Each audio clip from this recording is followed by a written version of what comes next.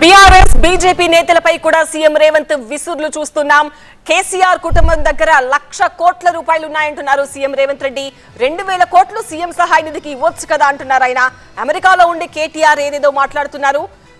AP CM Chandrababu బాగా పనిచేశారని హరీష్ రావు అంటున్నారు. ఖమ్మంలో పువ్వాడ అజయ్ ఆక్రమణలు తేల్చేద్దాం, హరీష్ ను రమ్మనండి, నిజ నిర్ధారణ కమిటీ వేద్దాం అంటున్నారు సీఎం రేవంత్ రెడ్డి. మీ ఆక్రమణలు తొలగించి ఆదర్శంగా నిలవండి అని పిలుపునిస్తున్నారు సీఎం. చనిపోయిన వారి కుటుంబాలకు బీజేపీ ఎంపీ ఈటెల 50 లక్షలు డిమాండ్ చేశారు. ఈ నిధులను కేంద్రం నుంచి ఈటెల తెప్పించాలి అని అంటున్నారు తెలంగాణ సీఎం రేవంత్ రెడ్డి.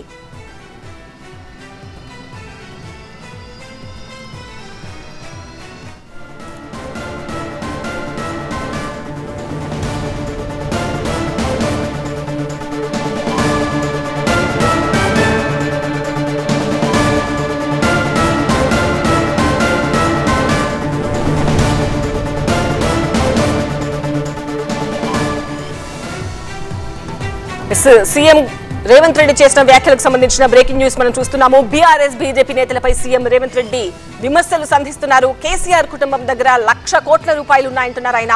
2,000 కోట్లైనా సీఎం సహాయ నిధికి ఇవ్వచ్చు కదా అని ప్రశ్నిస్తున్నారు రేవంత్. అమెరికాలో ఉండి కేటీఆర్ ఏదేదో మాట్లాడుతున్నారు. ఏపీ సీఎం చంద్రబాబు బాగా చేశారని హరీష్ రావు అంటున్నారు.